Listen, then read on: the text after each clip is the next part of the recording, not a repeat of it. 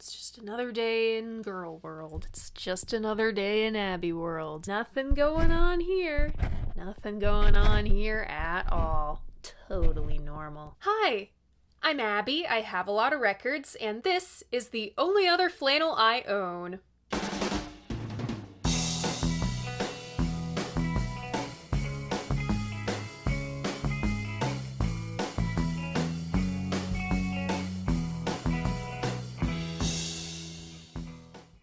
So welcome back, or welcome if this is your first time here. Vinyl Monday is the who, what, when, where, why, and how do I feel about classic albums in my collection. If TV show length episodes aren't your thing, don't worry. I also do Vinyl Monday in 60 seconds here on my channel, over on my Instagram, as well as TikTok, blah blah blah. I've been doing this for like 161 episodes now. So I am aware that there are actually 2 albums celebrating this same anniversary today. I intended on covering both. I had to flip a coin to see which one I was covering first. It landed on this one. Here we are. This week's album is Neil Young with Crazy Horse, Zuma. Congrats if you guessed this one. Remember, if you want to play along, all you gotta do is check out my post tab. That's where I post the hints to what the next album is gonna be. I make announcements, I host polls. You can find all of that on my channel. And if you so choose, you can always read the written versions of my reviews on my website, linked in the description. Alright, let's take the plastic off. So I have 2 copies of Zuma. The one I'll be holding up for most of this video is like any copy of Zuma you'll find out in the wild. A US original with the standard album art. Now, given my background, you probably think I hate the Zuma cover. I actually like it. It has this weird magnetism about it. Black and white, no color, and very little variation in value. It's all in the line thickness and the spontaneity of the drawing. Regularly named on lists of the worst album covers of all time, Sandy Mazzeo's art for Zuma is actually one of Neil's favorites. At the time, Sandy had just moved from Spain to Malibu, California, a stone's throw away from Neil's bachelor pad. He had vague ideas for the cover: a flying woman, a bird, mountains, pyramids, cactuses, the desert. Sandy quickly sketched some mock-ups, including this one. The others we can see on the back cover, the inserts, B-roll. Abby will be showing you all of that. The danger bird rides on the back of a naked woman, flying over the pyramids, with mountains in the background. He rides the wind back to his home, although his wings have turned to stone. In the background, we see a boat on the water, possibly Cortez's ship. The sun rises over the crosses, and a cactus gives the middle finger. The specificity of some of these images leads me to believe that Neil gave Sandy a copy of the album to listen to while he drew. When Sandy presented his concept sketches, Neil chose this one for the final cover. He didn't want the real thing that Sandy had in mind. He had his heart set on this. This was gonna be the cover. The Zuma cover is a response to how ornate and glam everybody else's album covers were getting. You have guys getting their portraits taken in satin with fans blowing their hair like models. Glam rockers in their sequined vest and makeup. Hypnosis is lighting stuntmen on fire, and Zeppelin are exploiting a clause in their contract for an ornate die-cut sleeve that was a royal pain to print. I love the Zuma cover because it has this weird synergy with the music on the record. It's like Melancholy and the Infinite Sadness, which I literally just covered. Hypnosis's work for Floyd, Peter Seville's work for Factory Records. Zuma's cover is so evocative of the music. My other copy of Zuma is another matter entirely. The only albums in my collection that I really brag about are my copy of the Millennium's album, because duh, and this copy of Zuma. It is one of one. You will never see another like it, and it's got a story. The disc is a promo copy. It's one of the best sounding pressings of Zuma out there. It rocks my setup. If you can find one of these promo copies on Discogs, I think you should buy it. The cover makes it even more special. Promo copies went out to radio stations in plain white sleeves because they were sent out before Sandy's art was done. The original owner of this copy worked at a radio station at the time, and he received one of these copies. Since the art wasn't done yet, he drew his own. There's no naked women or cactus giving the middle finger, but we do still kind of have that desert vibe with this block lettering. I'm definitely using this for my thumbnail this week. It is so bold, and it looks remarkably like what they went with for the final cover as far as art style goes. You even have those diagonal lines in the text. That is the story of the rarest copy of Zuma. It's one of one. You may have it with Sandy Mazzeo's art, but I have it with Pat's. Oh my god. There's still the pencil marks on here. From, the pencil from the guide sketch is still on here. Oh my god, I never noticed that before. Oh, that is so fucking cool. Oh, and on the back cover of, this copy, I guess whoever owned it before me graded each song. We have okay, not good, okay / good, good, okay, okay to poor, alright, not good, okay, and good. Can't say my ratings align, but you do you. On Zuma, we have, of course, Neil Young, our birthday boy. Happy birthday, Neil Young. On lead vocals, guitar, piano, and serving as principal lyricist, he is backed by Crazy Horse Mach 2. Billy Talbot on bass and backing vocals, Ralph Molina on drums and backing vocals, and introducing Frank Sampedro, aka Poncho, on rhythm guitar. Our special guests include Tim Drummond playing bass on Pardon My Heart, brother-in-law of Cass Elliot, Russ Kunkel, playing congas. Russ was the Crosby, Stills, Nash & Young tour drummer in 1974, and Crosby, Stills, and Nash themselves sing on Through My Sails. Steve Stills also plays the bass on that one. Zuma was produced by David Briggs with Neil Young and Tim Mulligan. Roll transition.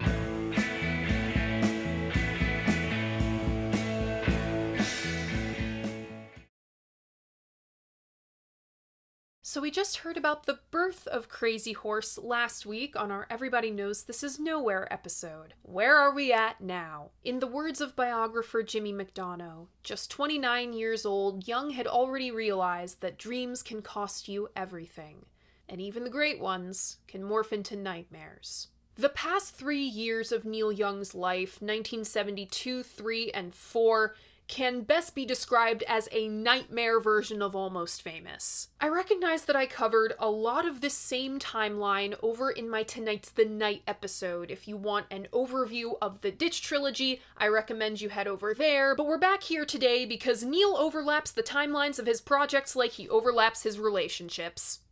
But if you were to combine Spinal Tap with The Hangover, you'd get the production of Zuma. 3 major events shaped the outcome of Zuma, the first being the long, messy breakdown of Neil's relationship with Carrie Snodgrass. While Neil was recording on the beach, Carrie went on a boating trip in Hawaii with another guy. Neil wrote in his memoir, quote, "I was too late for one thing and just in time for another." For the rest of her life, Carrie insisted nothing happened, but seeing as this guy was writing her love letters and showing up to Broken Arrow unannounced, Neil didn't buy it for a second. He was no saint either. It's worth noting that around this time, Neil first met Peggy, who would be his second wife. Neil did admit that this whole Carrie thing gave him a taste of his own medicine.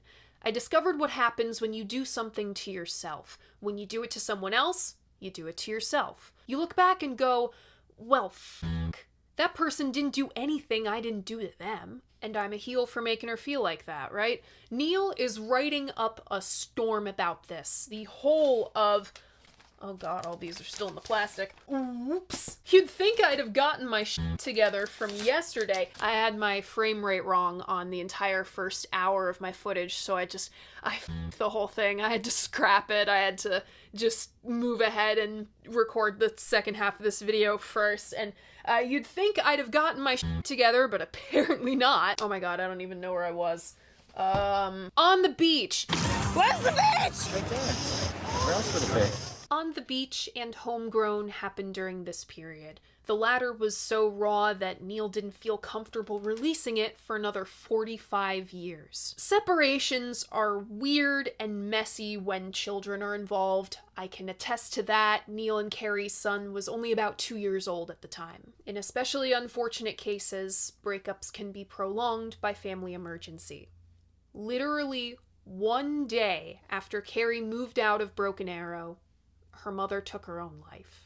This made a clean break all but impossible for two parties, as Neil is thinking, he just wants to be done with this relationship, but he has to be there for the mother of his child. A breakup is further complicated when one party is rich and famous, a rock star on a multi-million-dollar tour, which brings us to the second event that shaped Zuma, and the one thing Neil in the 1970s swore he'd never do: reuniting with Crosby, Stills, and Nash. C, N, and Y are all open about the fact that they only did this reunion for the money, but still, Neil had such a bad experience the last time around. Why the hell did he agree to this? The answer: Neil's manager, Elliot Roberts. His client had just released 3 of his most naked, abrasive, unpalatable, unfiltered, and drunkest albums in a row. While those albums are all great, the sales are no harvest. People gotta make some money. Called The Doom Tour by David Crosby. Exactly no one had a good time. From the jump, this thing was horrifically disorganized. Stills remembers, quote, "The first 10 shows were like, what song do you want to do? I don't know, what song do you want to do? Well, who's got the list? What list? We don't use a list." Since the gigs were mostly outdoors, the summer heat was pushing the instruments out of tune. The wedge monitors were placed on side stage for some reason. The egos involved meant that everybody's amps had to be turned up and no one was singing in tune. By the mid-1970s, rock and roll excess was standard practice. All the hippies and scrappy young kids had grown up and gotten rich. Take the Rolling Stones. They've built their legacy off Keith Richards' 9 Lives. Rod Stewart is schmoozing around Malibu, and Led Zeppelin is. The CSNY reunion tour was just bleeding money, due in part because Crosby insisted it be a stadium tour. Since there were so many seats to fill and neither CSN nor Y were at a commercial peak in their careers, only a quarter of the tickets were sold. It was even more costly because all the guys were traveling separately with their whole entourages. There were rented limos that no one used. They commissioned CSNY printed sheets and towels and 50,000 CSNY frisbees, a mariachi band for some fucking reason, and there were such a high volume of drugs they had Steve Stills believing he fought in Nam. He was in fact in the Buffalo Springfield. Which, you know what? I'll give that to him. Maybe towards the end that was his nom. To protect the fields of the stadiums they were playing in, they spent $250,000 on AstroTurf. No, that is not one of my haha funny workarounds for mentioning drugs on this channel. They literally spent $250,000 on plastic grass, and management was taking gobs of money for themselves at the end of every night. During all of this, Neil released On the Beach to trash reviews. Reception like this would have been career-ending for most any of CSN, but not Y somehow. And Atlantic Records issued a greatest hits compilation without any of the guys' consent. Tour incidents included a kid setting off a rocket that lit said $250,000 of AstroTurf on fire. Talk about Requiem for the Rockets. Neil's mobile home ran out of gas in the middle of the Queensboro Bridge, backing up traffic for miles behind him. The thing died for good in Chicago. He bought a $400 Cadillac to replace it. Joel Bernstein joined the fray at some point. That piece of Cadillac inevitably dies. The grand f***ed-up finale was Wembley Stadium. Quote, "Listening back to the tapes of Wembley, it is pretty obvious that we were either too high or just no good." This tour was stained by tragedy. At the same gig as the rocket fire incident, another kid jumped off a ledge, fell 25 feet, and broke his back. And the morning of the Houston show, the guys found out that Cass Elliot, the one who'd brought CSN together in the first place, had passed away in London. The weirdness continues as Neil assembles a ragtag group of accomplices to take a ferry to the Netherlands, where he buys a Rolls-Royce named Wembley. Graham Nash sticks around for the chapter of the story with thrift store disguises and paper lays, but jets back home after having to bribe a customs officer with a literal bag of cash so Neil could collect Wembley. Neil is certifiably out of his mind over Carrie. He's having weird dreams, and he had this dream that when tour was over, him and his buddies would be stuck in a foreign country and would have to work as hotel valets to make enough cash to get home. In a turn of events I can only describe as being so offensively obvious that if I wrote it, I'd get thrown out of the writer's room. Wembley broke down in front of the Brussels Hilton Hotel. Son of a bitch, Neil's dream came true. By the grace of God, and despite Neil's best efforts, the trio made it back to California in one piece. When they got back, Crosby, Stills, Nash & Young booked time at the record plant in Sausalito for an intended Deja Vu follow-up, with the working title Human Highway. CSN dubbed harmonies onto Neil's song Through My Sails. They test ran Pardon My Heart as well, but everyone was so drugged up and exhausted that not much else came of this. This wasn't the first time this would happen with Crosby, Stills, Nash & Young, and this certainly would not be the last. Why did CSNY entertain their stupid runaround for like 20 years? Peter Dodgett explains, there was a gulf in understanding between the original trio and their maverick partner. Quote, Young took CSN as their original words, that they could work in whatever combination suited them at the time. In his mind, there was no reason Crosby, Stills, and Nash couldn't have made an album without him. And he was right, to which they would have conjectured. Why make a Crosby, Stills, and Nash record when it could have been Crosby, Stills, Nash, and Young? It's probably for the best that Human Highway was scrapped because Neil is still visibly unwell. He finds he can't bear the ranch.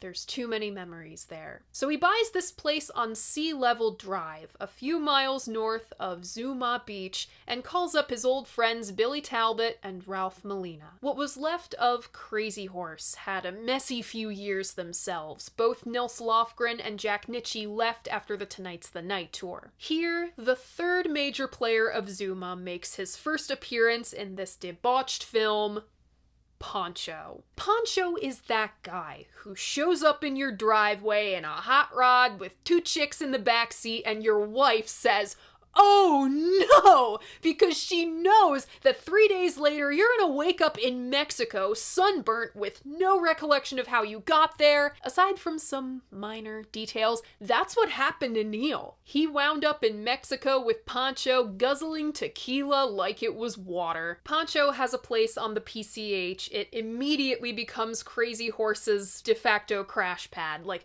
Rick Danko's hanging out there, Bob Dylan is hanging out there, David Briggs rents a 6-bedroom mansion just a few miles away for Crazy Horse to record at, under the rationale that, quote, Neil's better in houses, or barns, than in studios. It is well and truly a miracle that they got anything done in this house. The soundproofing in the studio, the smallest bedroom, was not much more than foam stapled over the windows, and the mixing board was stuck all the way out in the kitchen. Everyone's participating in winter sports and smoking pastures worth of the green stuff, and David is enabling it all, especially the womanizing. In one of the funniest fucking accounts in all of Shaky, one that so perfectly describes the circumstances from which Zuma was born, Sandy recalls someone or other buying a wedding dress and stuffing it inside the coat closet of this place with a can of chocolate-covered cherries. Quote, if we meet the right girl,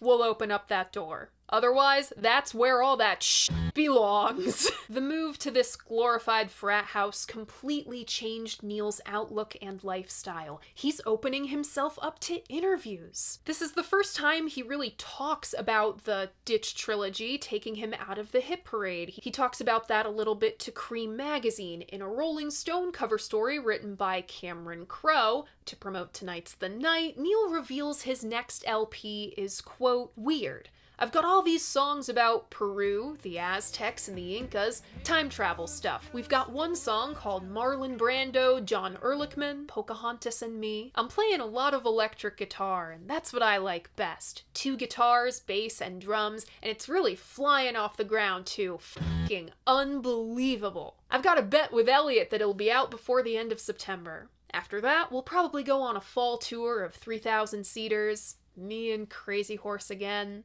I couldn't be happier. Working titles included My Old Neighborhood and Ride My Llama. The latter track was completed and ready to go, but held off from the final LP. We eventually heard it on Russ Never Sleeps. The track listing of Zuma goes as follows.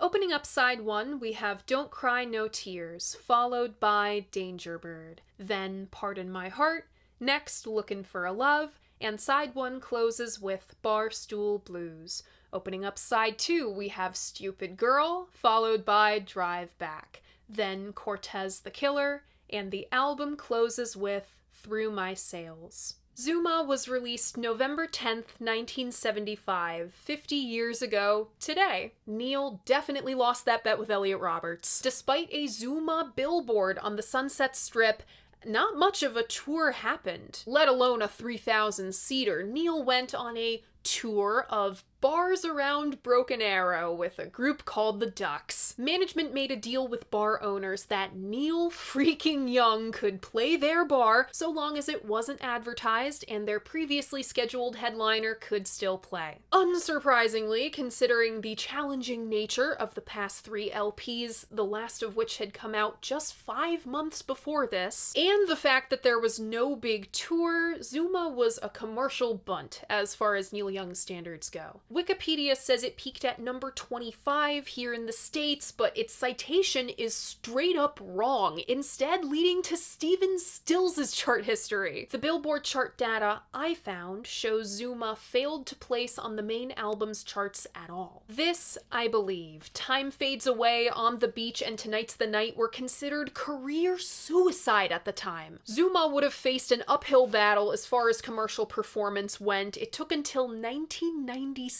for it to get a gold certification. Nonetheless, it's had its devoted fans. Career hippie hater Lou Reed liked Danger Bird. The guitar playing, quote, makes me cry, Lou said. It is the best I have ever heard in my life. The guy is a spectacular guitarist. Those melodies are so marvelous, so calculated, constructed note to note. He must have killed to get those notes. It puts my hairs on end. The brand Thin Wild Mercury has a perfume in their original line named Zuma 1975, pretty clearly a reference to this album and the year it came out. But I have to say, for this to be a truly Zuma perfume, the top note would have to be cocaine and not orange blossom. I am just blowing right through this section because I have a lot to say about this album. So, what do I think of Zuma?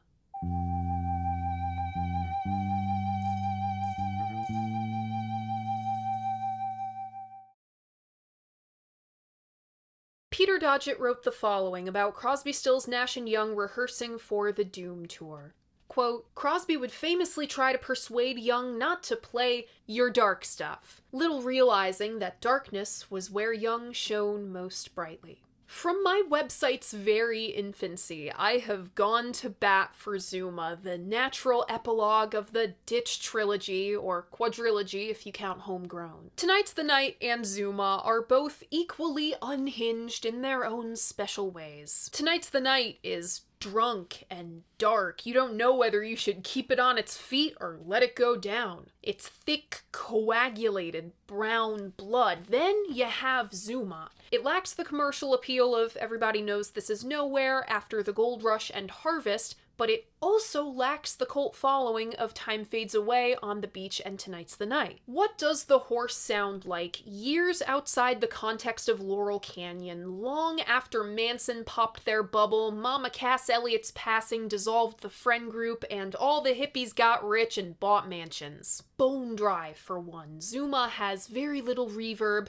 no gloss, yet somehow, it's less combative than its predecessor. And it's more concise from the last time we saw the horse due to the addition of Poncho. There are less exploratory jams of Down by the River and Cowgirl in the Sand, more Three Chords and the Truth. Of course, this iteration of the horse clicks with me. Poncho is from Detroit. The album opens with Don't Cry No Tears, a rewrite of I Wonder, a song Neil would play with the Squires. I wonder who's with her tonight.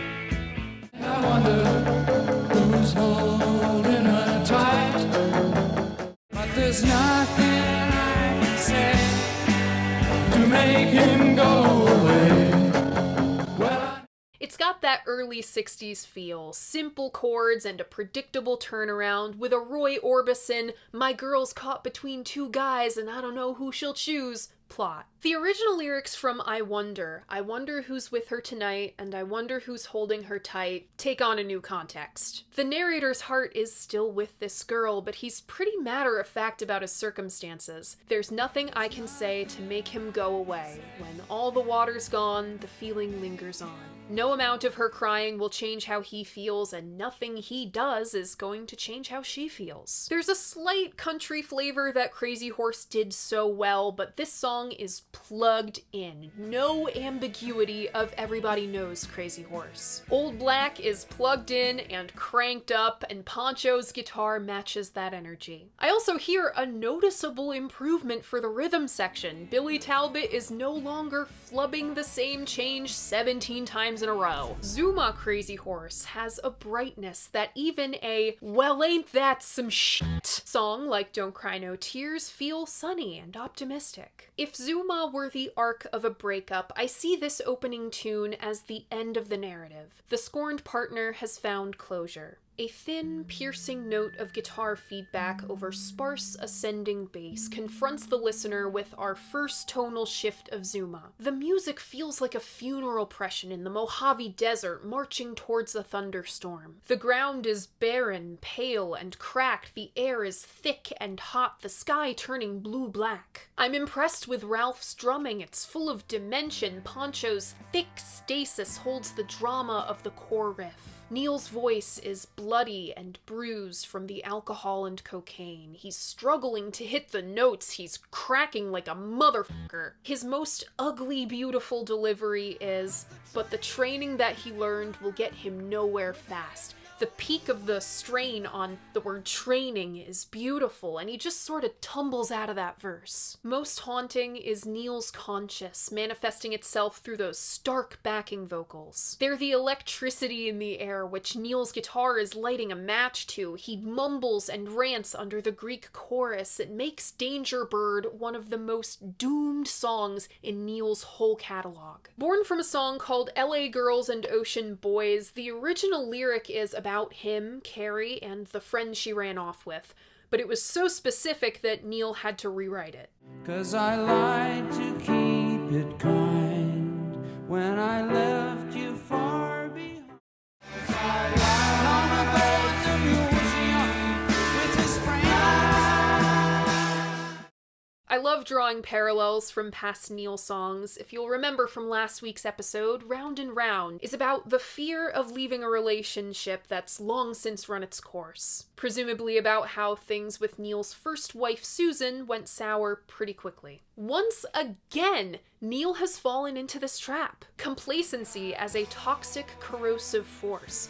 I know I should be free, but freedom's just a burden to me. Hear the desperation in his voice and how he spirals out of, and though these wings have turned to stone, I can fly, fly away. There's another stark tonal shift with Pardon My Heart, a song left over from Homegrown sessions. It's inspired by a turn of phrase Sandy used in conversation with Neil. Our narrator is well aware that things are expiring. It's a sad situation when all eyes are turned in, and love isn't flowing the way it should have been. But he's in denial. He goes from responding to soft, repeated chorus calls of, "You brought it all on," with, "Oh, and it feels so wrong," to ignoring them, crooning, "Oh, and it feels so good. No, no, no, I don't believe this song." I see this as a sister to Tell Me Why. They have a similar gentle rock on acoustic guitar and the same tenderness. Where one once says, "I am lonely, but you can free me, all in the way that you smile," pure idealism, now we say, "Pardon my heart if I showed that I cared, but I love you more than moments we have or have not shared." There's history now, and it just isn't that easy, is it? The piano twinkles in the background, Neil has a wonderful, distant solo.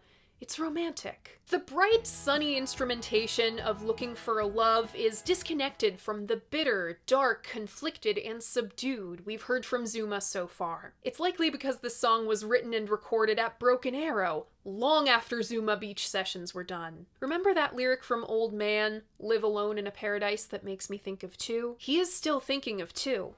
"I've been looking for a lover, but I haven't met her yet. She'll be nothing like I pictured her to be. In her eyes I will discover another reason why I want to live and make the best of what I see." Okay, the former is a great attitude to have. Betrayal doesn't seem to have stamped all over Neil's heart, and I love going in with no expectations. But you're already pinning your will to live on a woman you've never met? Well, Jesus, Neil, that explains a lot! Looking for a love that's right for me. I don't know how long it's going to be, but I hope I treat her kind and don't mess with her mind when she starts to see the darker side of me. He's being completely frank, even doubting himself. The melodrama of the lyrics is not matched by Neil's vocal delivery, which sounds lethargic. This was not intentional. Neil had just had throat surgery, and his already limited range was reduced to about 6 notes. I wish this song didn't fade out through Neil's little falsetto bit, though. And I'm gonna fill my water so I can talk about this next song, because I'm warning you now, it's like a whole page of script. Yeah, this is gonna be a long one. I'll preface with this. Have you ever been at a bar and saw someone who looked like your ex? You know, this is like 6 months or even years after your breakup, right? You think you've moved on, but then you have a few too many and you're having fun with your friends. It's a night out, you know, work friends or school friends or whatever. This is supposed to be a fun night and you've moved on from your ex, right? So this shouldn't be an issue. You might even be talking to someone else, but you have a few too many, and by the end of the night, you are wrangled into the back of your own car just ranting and raving about nonsense. In the First Decade documentary, biographer Johnny Rogan says Zuma is dominated by Cortez the Killer. I think he's wrong. The origins of Barstool Blues are totally emblematic of this period. Neil was so shit-faced, he doesn't remember writing it. And the melody is literally It's All Over Now, Baby Blue. If I could hold on to just one thought for long enough to know. You must leave now, take what you need, you think will last. But like any great Neil song, and against all inebriated odds, Barstool is simple but cuts. I'm doing something I never do on this series. I didn't do it with my favorite set of lyrics ever written, Expecting to Fly. I don't even do this with Bob freaking Dylan. I'm going to go line by line through Barstool Blues. If I could hold on to just one thought for long enough to know why my mind is moving so fast and the conversation is slow, burn off all the fog and let the sun through to the snow. Alcohol makes you truthful and it makes you stupid. And this guy is drunk as hell. I can imagine him picking his head up from the bar top and squinting with one hand kind of raised like this while delivering this line. He holds on to dear life, to his train of thought with one hand and pulling the reins of honesty with the other, but he's let it slip that he's desperate for sudden, blinding clarity, like sun on bright white snow. And he misses his ex. Let me see your face again before I have to go. Neil pushing at the very top of his vocal range through this whole song reflects the desperation on all sides. I have seen you in the movies and in those magazines at night is a reference to Carrie. She was an actress and Neil saw her face in a magazine and it was love at first sight. But Magazines at Night paints this you in Barstool in maybe a less savory light. I saw you on the bar stool when you held that glass so tight. This girl is just as down and out and desperate as he is. Sitting across from the same bar, is she even the girl that broke our narrator's heart in the first place? Or does she just bear a vague resemblance to her? The next line makes me believe it's the latter. And I saw you in my nightmares, but I'll see you in my dreams. Realizing his honesty, he undercuts himself with a joke, and I might live 1,000 years before I know what that means. Once there was a friend of mine who died 1,000 deaths. His life was filled with parasites and countless idle threats. He trusted in a woman, and on her he made his bets. Once there was a friend of mine who died 1,000 deaths. In hindsight, Neil said Carrie was one of those people in constant crisis. You might have one of those people in your life, right? They need saving. That is appealing to a man at first, kinda tickles the white knight syndrome part of their brain, but after 5 years, it weighs on one's patience and material resources. Especially if they collect strays, and Neil said she brought a lot of hangers-on around. Neil is also intimately familiar with death at this time. Carrie's mother, his old friend Cass. This line invokes the spirit of Neil's departed friends, Danny Whitten and Bruce Barry. Their lives as active addicts would have surely included parasites and countless idle threats. It's safe to say that this verse is Neil turning the pen to himself and confronting his own mortality and limitations as a man. He trusted in a woman and on her he made his bets. Clearly, Neil is kicking himself for putting all his eggs in the wrong basket. Once there was a friend of mine who died 1,000 deaths. It invokes Neil's obsession with changing. The Hollywood Indian is dead. The down-home country boy is dead. The lover boy is dead. The smarmy beachcomber in the seersucker suit is dead. They're all dead. Neil was 29 when he wrote Barstool Blues. His 26th, 27th, 28th, and 29th years were trial by fucking fire. My best friend said, I hope to God I never have a decade like Neil Young's 1970s. And I agree with him. I also don't blame Neil for being a totally different man on the opposite side of those years. Once there was a friend of mine who died 1,000 deaths, grabbed onto my heartstrings like a heartbroken woman grabs onto the stem of her wine glass. The part of Neil's writing and presence in the rock and roll sphere is the constant, violent, iconoclastic pursuit of reinvention, that which surrounds and deflects from a tender heart. Expecting to Fly is my favorite lyric anybody's ever written because it's the story of my life. Barstool is one of my favorite songs ever written because Neil's openly tender heart is screaming out on it. Even after all this, it still screams out. I completely forgot about the music. The brightness of the chords is sick and ironic and perfect. Neil's solos articulate that desperation further. This is in constant battle with Out on the Weekend or Words for my favorite Neil Young song. Remember the darker side of me that Neil sang about on Looking for a Love? Stupid girl is it. The women of Zuma are ghouls from the narrator's past, split-tongued deceivers or used-up, down-and-out barroom tramps. It's that old-school woman done me wrong trope amplified. How did we go from hello woman of my dreams to this? I mean, you can't exactly blame the guy for having an extreme reaction. The mother of his child quite literally sailed off with someone else. A violation of trust like that is gonna skew your views of the opposite sex for a while. But Neil himself admit he was screwing around too. Quote, someone else betrays you, you feel it a lot more if you've betrayed them. It brings out all of the shit you thought you could hide, where it all comes out in your face. Neil exacts this hypocrisy on several archetypes of women, and he takes glee in it. You're such a beautiful fish flopping on the summer sand. looking for the wave you missed when another is close at hand. And the girl who drives around in a fancy car and takes self-defense classes. You got it pretty good, I guess. I couldn't see your eyes. You're really stupid, girl. These are the kinds of girls who hang around in hopes of being a rock star's next young wife. It's ironic, though, that Neil was surrounding himself with these very same women. He might be calling himself a stupid boy for wasting his time on all these stupid girls. Drive Back is an almost frat rock soundtrack to the sheer chaos of Neil's bachelor pad. The cowbell invokes one of Poncho's favorites, Mountain, and their Mississippi Queen. From yourself and all your old friends.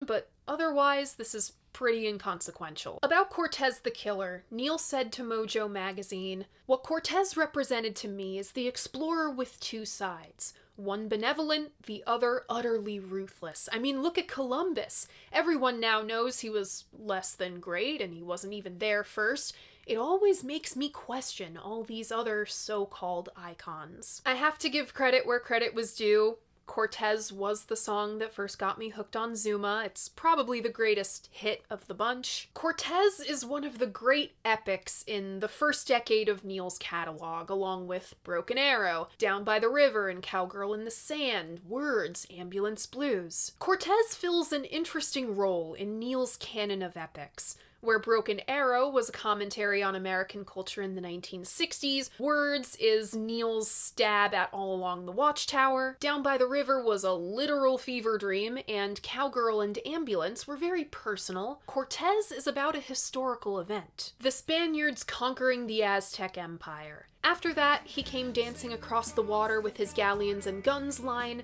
Neil doesn't focus on the titular character, he instead paints a picture of the Aztecs, their achievements, the life lost building their massive pyramids, their religion. They offered life in sacrifice so that others could go on. The music applies the sense of doom. We know what's going to happen to the Aztecs, but they don't. This is all about feel. It's moody, stormy. Poncho is the anchor with those dark, heavy strums, while Neil plays these lengthy, spaced out, incredible solos. He goes on a brief tangent about lost love. "I know she's living there and she loves me to this day. I still can't remember when or how I lost my way. This love is doomed as the Empire was." And I love the ambiguity of the last lines. He came dancing across the water. Cortez, Cortez.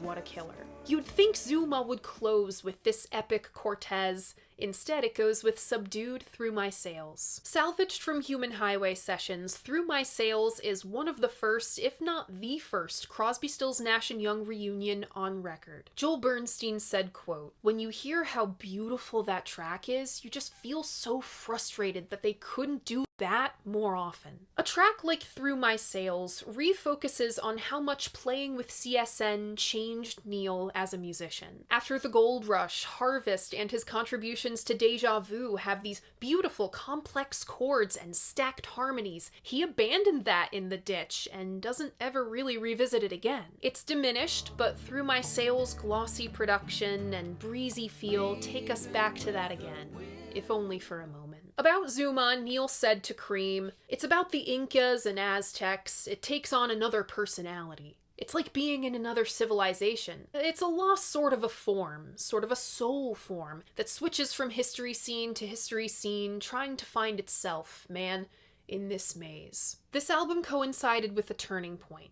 The rock and roll cell in mitosis. Rock and roll as we knew it in the mainstream was blowing up like a balloon, about to pop. The excess was insane. Zuma clearly came from that excess. This is Neil's cocaine album, but it shuns the glitz and the glamour. Even the art reflects this. Little more than a sketch on a whiteboard. It's more in line with something else going on, a mass rejection of the glitz that will take rock and roll by storm over the next 2 years. I love Neil's unpredictability, but he doesn't see himself that way at all. To Nick Kent, he said, "My career is built around a pattern that just keeps repeating itself over and over again. There's nothing surprising about it at all. My changes are as easy to predict as the sun coming up and down. Zuma is a killer conclusion to Neil's golden run. For 9 whole years, his contributions to the first Buffalo Springfield album, to Zuma, and Deja Vu in between, this motherfucker did not miss. This album is able to speak from so many different points of view.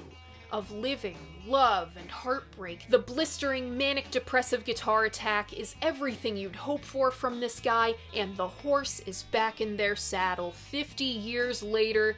Zuma still does not motherfucking miss. My personal favorites off this one are Don't Cry No Tears, Danger Bird, Pardon My Heart, Barstool, and Cortez the Killer. Remember, if you want to hear all my favorites from all the Vinyl Mondays, I have a Spotify playlist linked in my description. I update it every week. And that's it! That is Zuma 50 years later. What do you think of this album? What do you think of Neil Young? I feel like I just asked that question because I literally did just ask that question, but I also feel like we're dealing with a whole different guy right now. What do you think of Neil Young? Leave a comment letting me know. I love hearing what you guys have to say about albums that I love, and remember, despite what some guy on the internet says, your opinion matters. If you like what I do here, you should like this video and subscribe to my channel. I post new episodes of Vinyl Monday mornings at 11. Thank you so much for watching, and we'll see you guys next week. Bye!